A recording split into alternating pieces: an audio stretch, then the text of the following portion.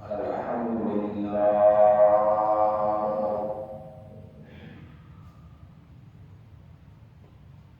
الحمد لله رب العالمين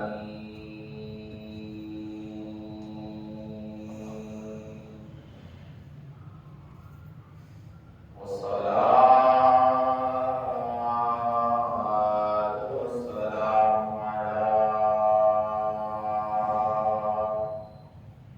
ما كان نبيا وآدم بين الماء والطين أما بعد فأعوذ بالله من الشيطان الرجيم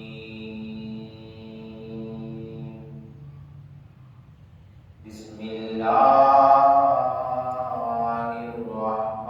الرحمن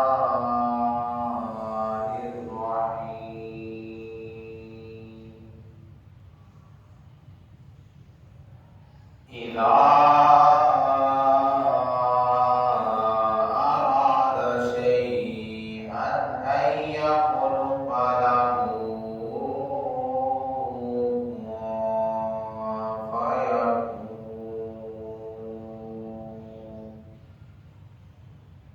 صدق الله العظيم وصدقنا رسوله النبي الكريم الأمين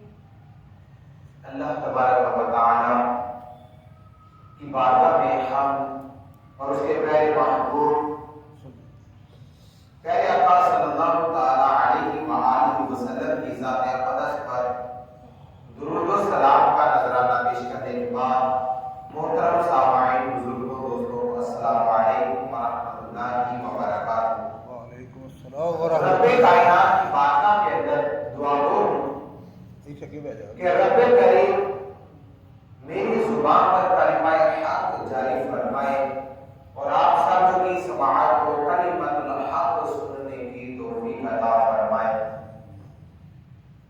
اللہ تبارک و تعالی نے قرآن پاک کے اندر ارشاد فرمایا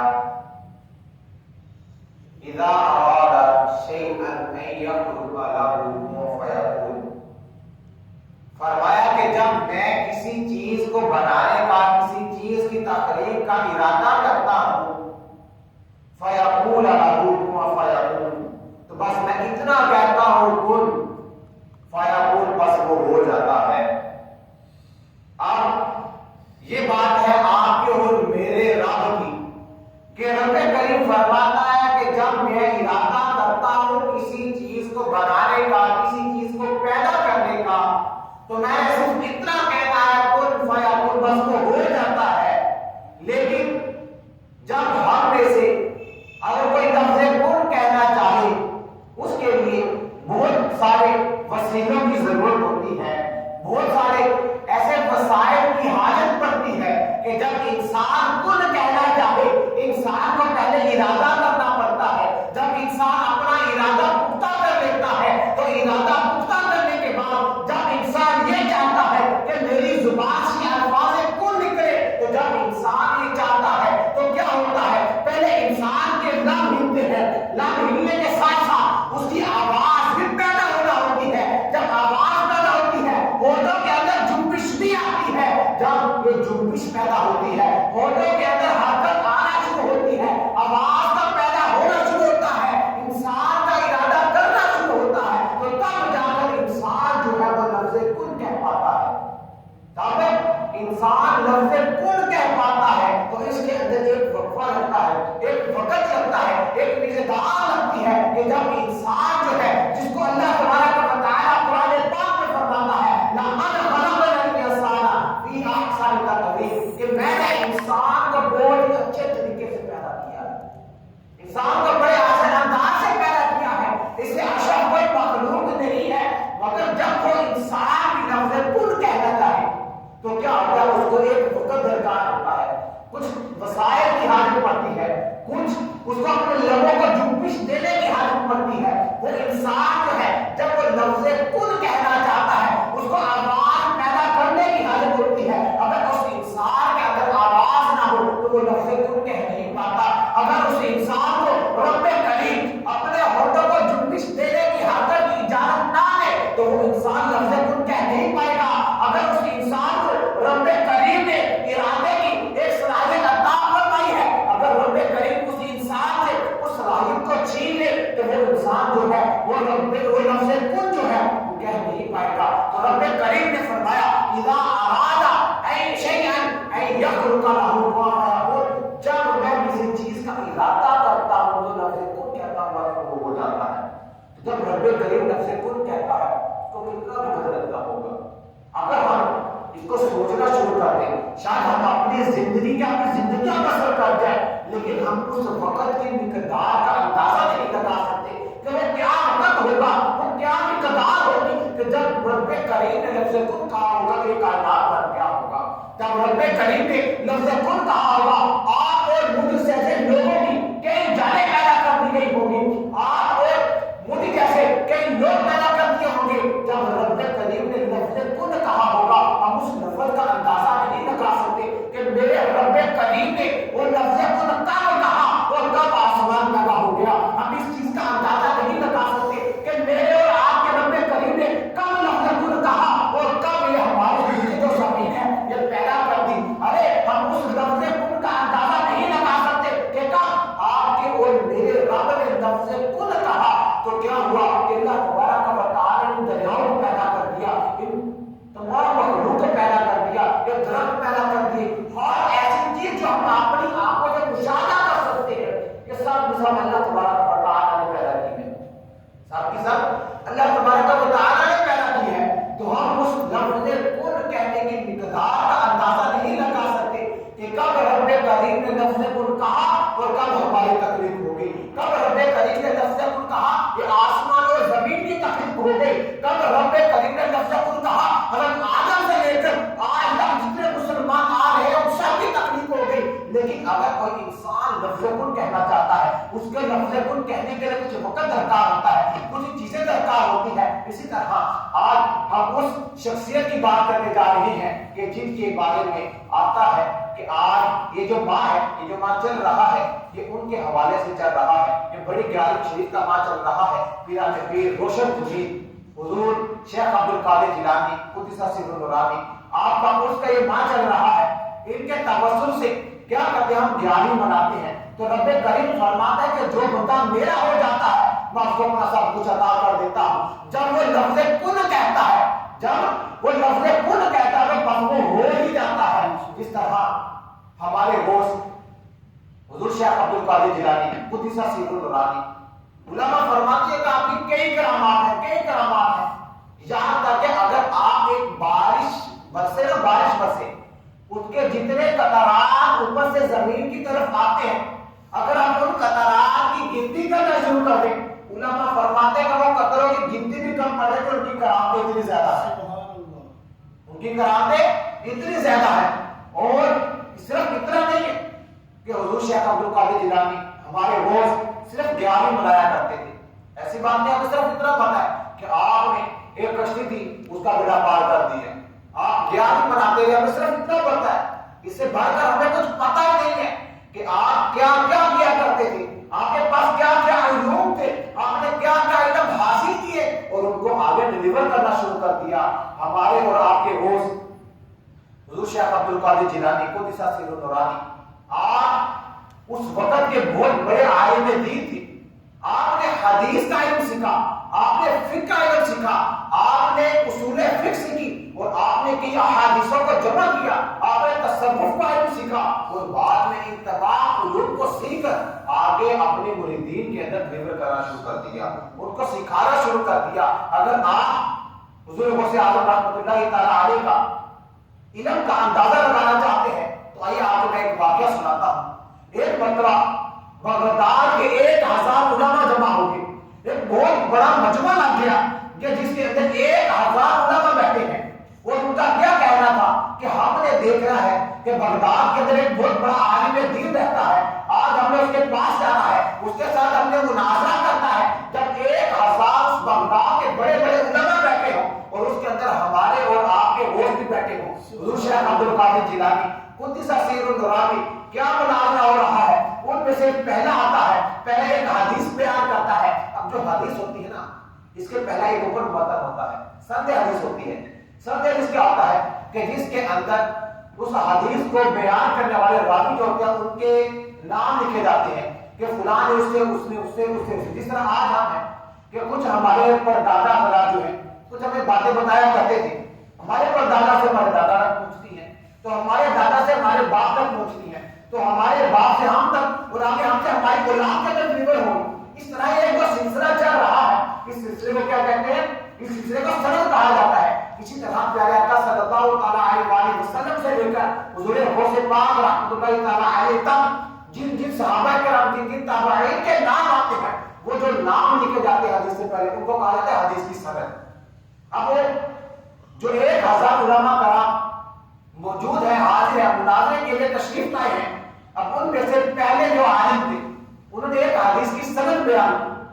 اب سند بیان کرنے کے بعد کیا کرتے ہیں، آپ اس حدیث کا متن بیان کرتے ہیں۔ متن کہا جاتا ہے وہ جو اصل حدیث ہوتی ہے، جو اصل حدیث ہوتی ہے اور جس حدیث کے اندر تمام وہ باتیں ہوتی ہیں جو پیارے آقا نے فرمائی ہیں، اس کو کہا جاتا ہے حدیث کا متن۔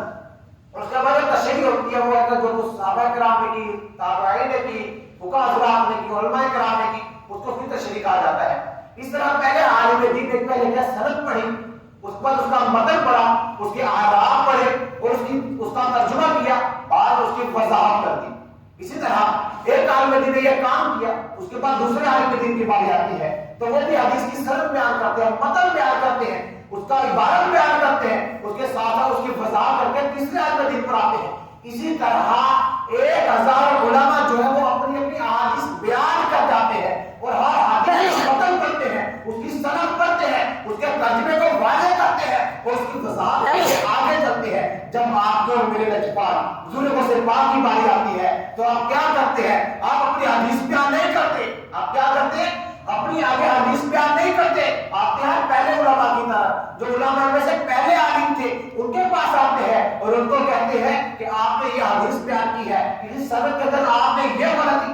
اس کے متن کے اندر آپ نے یہ غلطی کی ہے، اس کی وضاحت کے اندر آپ نے یہ غلطی کی ہے. ہمارے اور آپ کے ہو جب آپ نے اس عالم دین کی حدیث کو لیا اور پڑھنا شروع کیا، پہلے آپ نے پڑھا جس طرح اس عالم دین نے پڑھا تھا، پہلے جس طرح اس عالم دین نے پڑھا تھا غلطی کے ساتھ پڑھا، پھر بتایا کہ یہ آپ کی غلطیاں تھی. اس کے بعد جو اصل سند، اصل متن اور اصل حدیث کے ساتھ ان کو پڑھ کے سنائے کہ اصل حدیث مبارک یہ ہے، اصل حدیث مبارک یہ ہے. اسی طرح دوسرے عالم کی طرف آتے ہیں، اس کی حدیث سنی اور اس حدیث کو جو سنا تھا، جس طرح اس کی جو غلطیاں تھی، پہلے ان غلطیوں کے ساتھ حدیث کو پڑھا تاکہ آگے والا اس غلطی کو ایکسپٹ کرے اور مانے کہ ہاں واقعی میں نے یہ غلطی کی ہے. جس طرح اس نے پڑھا اسی طرح پہلے پڑھ کے سنایا. اب کتاب آگے کھلی نہیں ہے، کتاب آگے کھلی نہیں ہے تو کیا کر رہے ہیں؟ تو ان حدیثوں کے اندر جو غلطیاں ان کو واضح کر رہے ہیں. اب اگر کتاب آگے کھلی ہوتی، احادیث کی سند ہوتی، احادیث کا متن ہوتا، اس کی تشریح لکھی ہوتی تو اس کی دیکھ کر پڑھنا، اس کی وضاحت کرنا بقدر آسان ہے. لیکن زبانی احادیث اور 1000 احادیث ہے، 1000 علماء نے الگ الگ حدیث بیان کی اور 1000 احادیث ہے.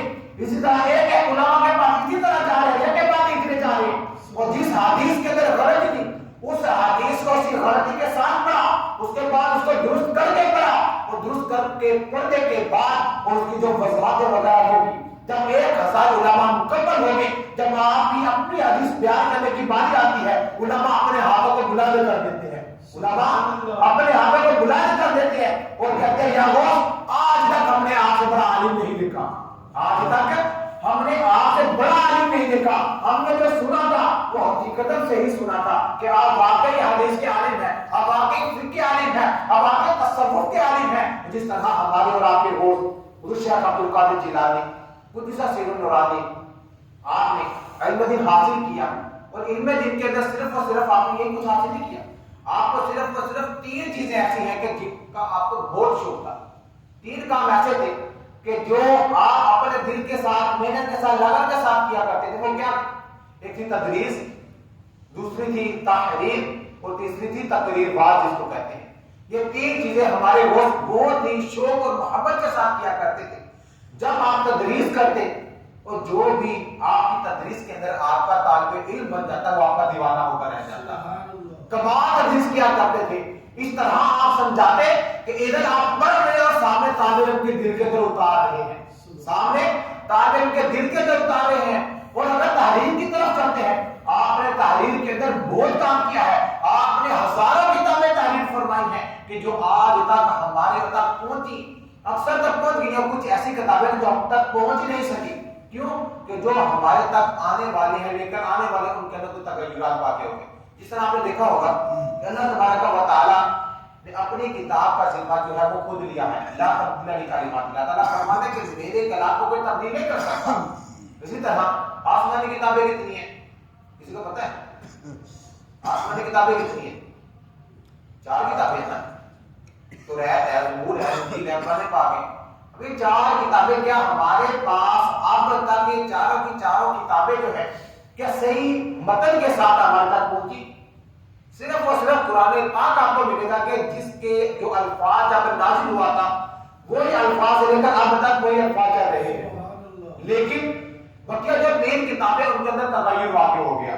کچھ ایسی چیزیں تھی، ایسے ان کے اندر حدیں تھی کہ جن حدوں کو توڑ کر ان حدوں کو وسیع کر دیا گیا. کچھ ایسے الفاظ تھے ان کو بدل کر وہاں پر کچھ اور لکھ دیا گیا. مراد یہ ہے کہ وہ جو 3 کتابیں جو ان کے اندر تغیر واقع ہو گیا، لیکن جو اللہ تبارک و تعالیٰ نے اپنے محبوب پر جو کتاب نازل فرمائی ہے آج تک اس کتاب کے اندر کوئی تغیر واقع نہیں کر سکا. اور آج تک اس کتاب میں چھوٹی سی چھوٹی آیت کے مقابل بھی کوئی آیت نہیں لے کر آ سکا. لوگوں نے بڑے دعوے کیے. جب پیارے آقا صلی اللہ علیہ وسلم پر قرآن پاک نازل ہوتا تو لوگوں پر جب آپ قرآن پاک سناتے تو وہاں پر جو کفار مشرکین تھے نا وہ بڑے دعوے کیا کرتے تھے، بڑے اعتراضات کرتے تھے. یہ پتہ نہیں کہاں سے قرآن اٹھا کے جاتا ہے اور کہتا ہے کہ یہ قرآن ہے، اپنے شاید گناہ ڈالتا ہے. لیکن پہلے پارے کے اندر آتا ہے کہ پیارے آقا صلی اللہ علیہ وسلم نے فرمایا کہ اگر تو تم سچے ہو کہ ان آیتوں کے مطابق یعنی ان آیتوں کی سب سے چھوٹی آیت کے برابری کو ایک آیت بنا کر دکھا دو. اب اس وقت عرب کے اندر بہت بڑے فصیح و بلیغ لوگ رہتے تھے. اگر وہ چاہے عربی کے اندر بہت بڑی بڑی کتابیں لکھیں لیکن قرآن پاک کی چھوٹی سی چھوٹی آیت لانے سے وہ قاصر تھے. کیوں؟ کہ وہ قرآن پاک اللہ کی طرف سے آیا تھا. پیارے آقا نے خود تو تحریر نہیں فرمایا. جو فصیح اور بلیغ تھے وہ کیا ہوا کہ وہ اس کے مطابق ایک چھوٹی سی آرٹ میں نہیں لا سکے تو وہ کیا ہوا اسے قاصر ہو گئے. اسی طرح اب پیارے آقا کا جو قرآن ہے اب اس کو بھی کوئی بدل نہیں سکتا. اور ہمارے دوست پاک رحمۃ اللہ تعالیٰ علیہ آپ کا جو واز تھا واز اس قدر کرتے کہ جب آپ کی تقریر ہوتی تھی تو تقریر کے اندر وہاں پر سینکڑوں جنازے اٹھایا کرتے تھے, سینکڑوں جنازے اٹھایا کرتے تھے. ایک مرتبہ آپ کو میرے دوست شیخ عبد القادر جیلانی خود ایک بار واز فرما رہے تھے. اب واز فرماتے آپ نے دیکھا ہوگا جو واعظین ہوتے ہیں واز کرتے اپنے ہاتھوں کو ہلاتے ہیں, ہاتھوں کو بلند کرتے ہیں, ان کے ہر طرح کے انداز ہوتے ہیں. ایک مرتبہ آپ واز فرما رہے تھے تو واز فرماتے ہوئے آپ نے اپنے ہاتھ کو بلند کیا, اپنے ہاتھ کو واز کے دوران بلند کیا. جب کچھ دیر ہاتھ ایسے اوپر رکھا جب واپس لے کر آئے لوگ کیا دیکھتے ہیں کہ آپ کے جو ہاتھ ہے وہ گیلے اس کے اوپر پانی ٹپک رہا ہے, آپ کے ہاتھوں سے پانی ٹپک رہا ہے. لوگوں کو بڑا تعجب ہوا, کہنے لگے یا سیدی یہ کیا معاملہ ہے, آپ تو واز فرما رہے ہیں, واز کے درمیان آپ نے اپنے ہاتھ کو بلند کیا تو بلند کرنے کے بعد جب آپ نے اپنے ہاتھ کو نیچے کیا تو آپ کے ہاتھ سے پانی کہاں سے آیا, آپ کے ہاتھ سے جب پانی ٹپک رہا ہے تو آپ کے میرے دوست نے فرمایا آپ اس بات کو چھوڑو, آپ اس تک نہیں پہنچ سکتے, آپ اس تک نہیں پہنچ سکتے. یہ محبت کی باتیں ہوتی ہیں. تو جب آپ نے بھی اپنا واز کو شروع کر دیا, جیسے ہی واز شروع کیا کچھ وقت گزرا, اس واز کے دوران وہاں پر جو مجمع لگا ہوا تھا اس کے اندر ایک قافلہ آ رہا ہے, ایک قافلہ آ رہا ہے. اور قافلے کی کنڈیشن کیا ہے, اس کی حالت کیا ہے, اس قافلے کے جو لوگ ہیں وہ بھیگے پڑے ہیں, ان کے کپڑے گیلے ہیں اور ان کے کپڑوں سے پانی ٹپک رہا ہے. لوگوں نے پوچھا اے قافلے والوں تم کون لوگ ہو اور کہاں سے آئے ہو اور تمہارے کپڑوں کو کیا ہوا ہے, تمہارے کپڑے گیلے پانی ٹپک رہا ہے, تم اس مجمع کے اندر آ گئے ہو, تمہیں عقل نہیں ہے کہ مجمع کے اندر کیسے آ جاتا ہے. ان لوگوں نے کہا کیا تم سننا چاہتے ہیں کہ ہمارے کپڑے ایسے کیوں ہیں, ہمارے کپڑوں سے پانی کیوں ٹپک رہا ہے. وہ کہنے لگے ہم بغداد کے اندر جو دریا ہے ہم دریا کو پار کرنے کے لیے جانے لگے تھے, جب ہم نے اس کشتی کے اندر سواری کی, کشتی کے اندر بیٹھے ہیں, جب دریا کے درمیان کے اندر پہنچتے ہیں تو کیا ہوتا ہے, ہماری کشتی کے اندر ایک سوراخ ہوتا ہے, اس سوراخ سے کشتی کے اندر پانی چلا جاتا ہے جس سے ہماری جو کشتی ہے وہ ڈگمگانا شروع ہو جاتی ہے, ہماری جو کشتی ہے وہ پانی کے اندر جانے لگتی ہے. تو ہمیں کچھ یاد نہیں آتا, مجھے آپ کے اور آپ مجھے میرے اور تمہارے ہوش یاد آ گئے. تو اس وقت میں نے آپ اور اپنے ہوش کو یاد کیا تو کیا دیکھتا ہوں, غائب سے آئے ہاتھ آتا ہے پانی کے نیچے سے, ہماری کشتی کو پکڑ کے سیدھا کر کے اس کو اس دریا کے کنارے لگا کر غائب ہو جاتا ہے. تو اس لوگوں نے کہا, اس وقت جو مجمع کے اندر لوگ تھے انہوں نے کہا واقعی جب ہمیں اب پتا چلا کہ حضور کا اس وقت کہاں پر گیا تھا, اب ہاتھ فرما رہے ہیں, ہاتھ آپ کو اوپر کو جاتا ہے, جب ہاتھ واپس آتا ہے ہاتھ پر پانی لگا ہوتا ہے, ہاتھ سے پانی کے قطرے ٹپک رہے ہوتے ہیں. لوگ کہتے ہیں آج ہمیں سمجھ آ گئی ہے واقعی اس وقت آپ کو ہاتھ گیا کہاں پر تھا, آپ آج اپنے مریدوں کو بچانے کے لیے اس بغداد کے دریا کے اندر گیا تھا, اپنے مریدوں کو اس کشتی سے اٹھا کر ایک کنارے پر لگانے کے لیے گیا تھا. اسی سوال پر, اسی بات پر کچھ لوگ اعتراض کرتے ہیں, اسی بات پر کچھ لوگ اعتراض کرتے ہیں یہ کیسے ممکن ہے, یہ کیسے ممکن ہے, لوگ جو ہیں اس چیز کو مانتے نہیں ہیں, یہ کرامات کیسے ہو سکتی ہیں.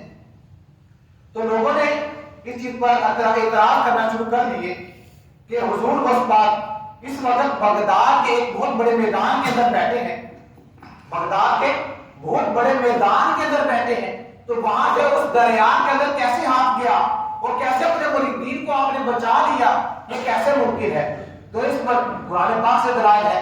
آپ نے ایک واقعہ سنا ہوگا کہ قرآن پاک کی پارہ 19 سورۃ النمل کا یہ واقعہ ہے. یہ قرآن پاک سے دلیل ہے, یہ نہیں ہے کہ ہم اپنی طرف سے کوئی اپنی دل یا اپنی دل بلا رہے ہیں. قرآن پاک کے اندر باقاعدہ ایک واقعہ ایسا آیا کہ جس کے اندر ایک ایسا واقعہ ہو کہ جس کو ایکسپٹ کرنے کے لیے ہماری جو عقل ہے نا وہ تسلیم نہیں کرتی, یہ ایسا ہو نہیں سکتا. لیکن جب قرآن پاک نے اس واقعے کو بیان کر دیا ہماری عقل وہاں پر کچھ نہیں کر سکتی, حقیقت تو ایسا ہی ہے. اور حضور غوث پاک نے اس کشتی کو بچایا, آپ کیسے, اس کی دلیل قرآن پاک سے لیتے ہیں. قرآن پاک میں اللہ تبارک و تعالیٰ فرماتا ہے قال عفریت من الجن انا آتیک بہ قبل ان تقوم من مقامک وانی علیہ لقوی امین. ترجمہ کا ایمان ہے کہ جب حضرت سلیمان فاطر رحمۃ اللہ تعالی علیہ آپ ایک مرتبہ سمندر کے کنارے پر جاتے ہیں, اب سمندر کے کنارے پر جا کر اپنے وہاں پر لوگ جو موجود ہوتے ہیں ان کو کہتے ہیں کہ اس سمندر کے اندر ایک سمندری گنبد ہے، اس کو باہر لے کر آنا ہے۔ کون لے کر آئے گا؟ تو قرآن پاک نے فرمایا قال عفریت من الجن، ایک بد کردار جن جو ہے اس نے کہا، ایک برا جن ہے اس نے کہا انا آتی کا بھی قبل ان تقوم من مقامک، کہا کہ اس گنبد کو اس دریا سے نکال کر میں لے کر آؤں گا۔ تو حضرت سلیمان نے پوچھا کب جا کر لے کر آؤں گا، کتنا وقت لگے گا؟ تو اس جن نے کہا قبل ان تقوم من مقامک، آپ کا اس مقام سے آنے سے پہلے میں سمندر کی تہ سے اس گنبد کو نکال کر آپ کے سامنے لے آؤں گا۔ وَإِنِّي عَلَيْهِ لَقَوِيٌّ عَزِيزٌ، اور میں بے شک اس پر قوت والا اور امانت دار ہوں۔ اس جن نے کہا اب حضرت سلیمان فاصلہ اللہ تعالی علیہ جب آپ نے دیکھا کہ اس نے یہ شرط لگائی ہے کہ آپ کے یہاں کھڑے ہونے سے یہاں تک پہنچنے سے پہلے وہ گنبد آپ کے سامنے ہوگا، تو جب حضرت سلیمان نے اس بد کردار جن کا یہ الفاظ سنے نا، آپ نے اس چیز کو تسلیم نہیں کیا کہ نہیں اتنا نہیں، اس سے بھی جلدی ہونا چاہیے۔ اللہ تعالیٰ نے اشرف المخلوقات پیدا کیا ہے۔ قرآن پاک کے اندر لقد خلقنا الانسان فی احسن تقویم، لقد خلقنا الانسان فی احسن تقویم، تحقیق ہم نے انسان کو بہت ہی اچھے طریقے سے پیدا کیا، بہت ہی اچھا پیدا کیا، بہت ہی آسان پیدا کیا اور اشرف مخلوق بنا کر پیدا کیا۔ وہ انسانوں میں سے ہونا چاہیے، جنوں میں سے نہیں۔ وہ جن تو وہ ہے نا جو بد کردار ہے، اگر نیک جن تو میں اس کو بھیجوں سمندری گنبد لینے کے لیے، کہ جن بھی ایسا جو بد کردار ہے تو کیا ہے؟ آگے اللہ تعالیٰ فرماتا ہے، سنیے کہ اللہ تعالیٰ فرماتا ہے قال الذی عنده علم، کہ وہ لے کر آئے گا کہ جس کے پاس میرا علم ہے، میری کتاب کا علم ہے۔ من الکتاب انا آتی کا بھی قبل ان یرتد الیک طرفک۔ اب یہ بات مجھے مزہ دینے والی بات ہے کہ فرمایا کہ وہ کتاب لے کر، وہ جو جس کے پاس میری کتاب کا علم ہے وہ اس گنبد کو لے کر آئے گا، اور کب لے کر آئے گا؟ تمہاری پلک جھپکنے سے پہلے لے کر آئے گا۔ اب یہ ہوئی نا بات، وہ جن تک کہ ایک جگہ سے دوسری جگہ تک جائیں گے تب وہ گنبد لے کر آئے گا۔ تو جب میرے اور آپ کے گوشت کی باری آئے گی، میرے اور آپ کے پیرانے پیر کی باری آئے گی، تو جب ان کا جو مرید ہے دریا کا اندر ڈوب رہا ہو، جب وہ ندا دے کہ ہمارے ہوش بات دیتے ہوئے آج اس کو بچا نہیں سکتے، اس کو بچا نہیں سکتے۔ یہ تو ہمارے حضرت سلیمان فاضل کے وزیر تھے حضرت آصف بن برکیہ، آپ نے حضرت آصف بن برکیہ سے پوچھا تو لے کر آ، کب تک لے کر آئے گا؟ حضرت آصف بن برکیہ نے کہا قبل ان یرتد الیک طرفک، کہ آپ کی پلک جھپکنے سے پہلے میں اس سمندری گنبد کو آپ کے سامنے پیش کروں۔ اب دیکھیں یہ قرآن پاک سے دلیل ہے۔ اگر ایسا ہوتا کہ کوئی یہ کرامات کو ظاہر نہ کر سکتا تو قرآن پاک اس چیز کو واضح نہ کرتا۔ اگر کرامات حقیقت نہ ہوتی، آج جو ہے مرزا علی جھیلمی جو جہنم کے اندر ہے اس کو بہت اسٹوڈنٹ سن رہے ہیں، بہت بڑے لوگ سن رہے ہیں، لیکن وہ کیا کر رہا ہے؟ وہ لوگوں کے جو ذہن ہے ان کو خراب کر رہا ہے۔ اب ایک میں نے بیان سنا، اس کے اندر ایک اسٹوڈنٹ تھا، ایک بہت بڑے مراد اسلام ہے، وہ بیان کر رہے ہیں، اور ایک اسٹوڈنٹ ہے وہ کھڑا ہو کر کیا کہہ رہا ہے کہ کرامت کیا ہوتی ہے، کرامت ہمیں بتائیے۔ جب اس کو کرامت کی تعریف بیان کی، کرامت وہ ہوتی ہے کہ جو انبیاء کے علاوہ کسی اللہ کے نیک بندے سے خلاف عادت ظاہر ہو، اس کو کرامت کہا جاتا ہے۔ اور موضع وہ ہوتا ہے کہ جو انبیاء سے ظاہر ہو خلاف عادت، اس کو موضع کہا جاتا ہے۔ وہ کہنے لگا یہ کیسے ہو سکتا ہے، کرامت کو چیز کسی عام بندے سے کیسے ہو سکتی ہے؟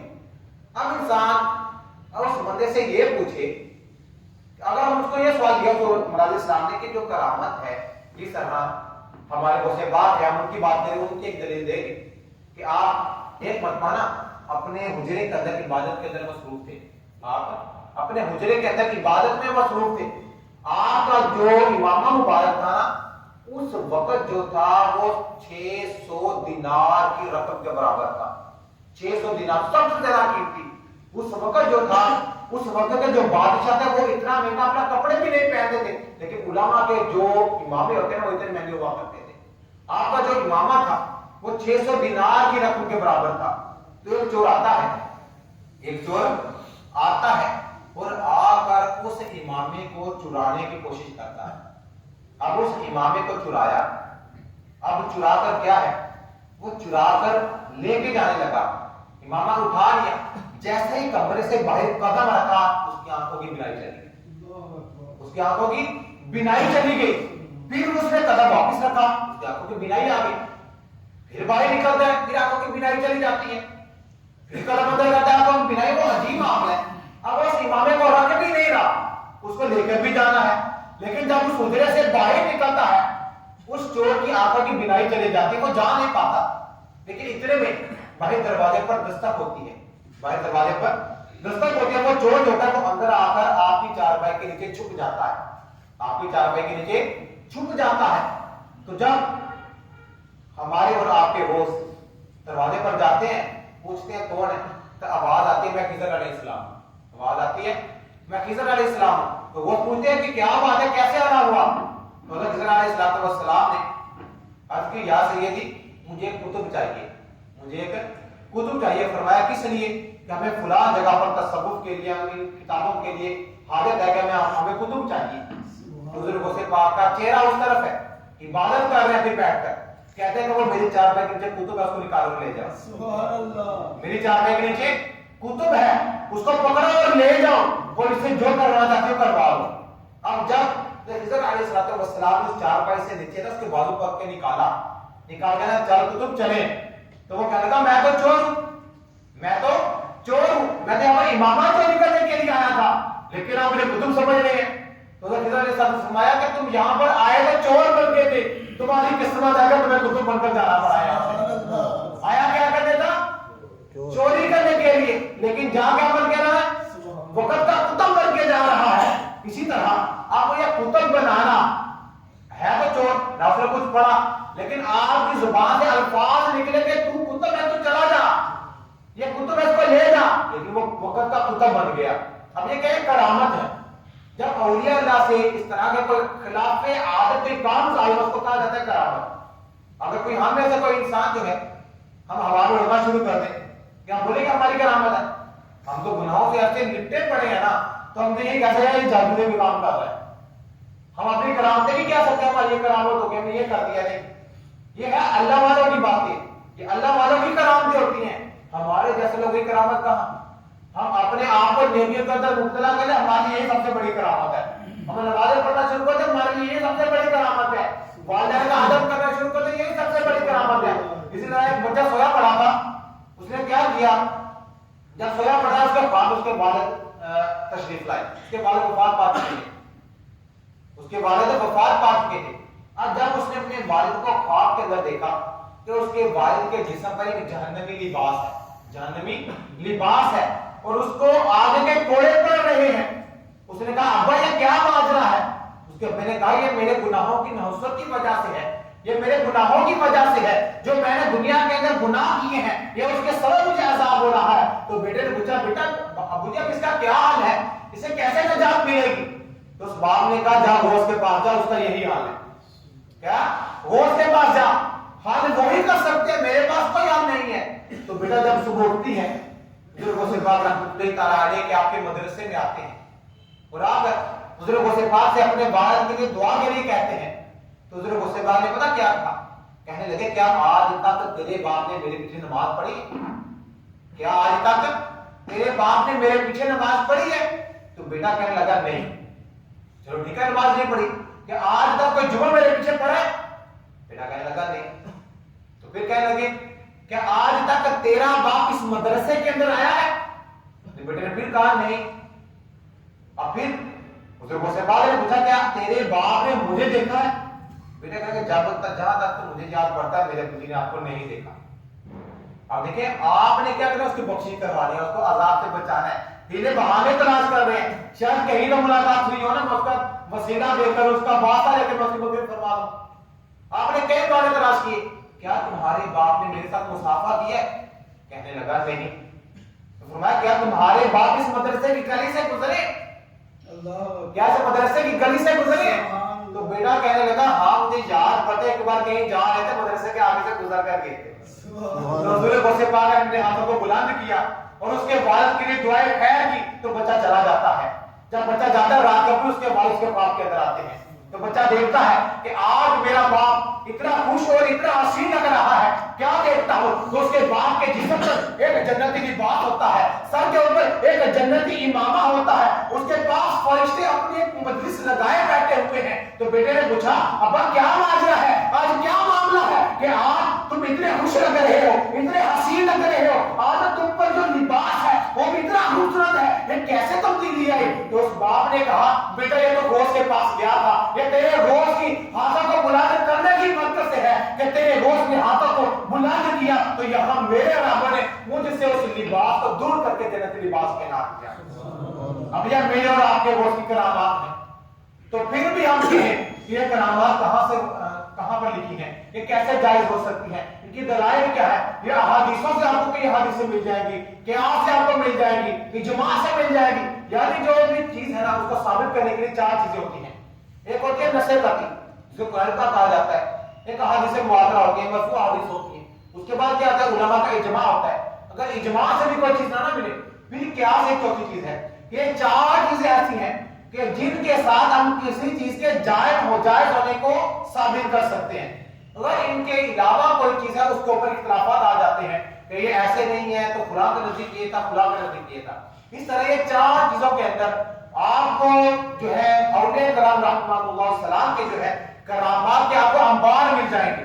ایک نہیں, دو نہیں, تین نہیں, کئی انبار ملیں گے کہ جس سے آپ علماء کی جو کرامات ہیں وہ دیکھ کر ثابت کر سکتے ہیں کہ واقعی جو علماء ہیں, جو اولیاء کرام ہیں, اسے جو کرامات ہے وہ ان کا ظہور جو ہے وہ ہو سکتا ہے. اللہ تبارک و تعالیٰ کی بارگاہ میں دعا کروں کہ رب کریم آپ کو اور مجھے جو کچھ سنا, جو کچھ سیکھا اسے یاد رکھیں, اس پر عمل کرنے اور اسے دوسروں تک پہنچانے کی توفیق عطا فرمائے.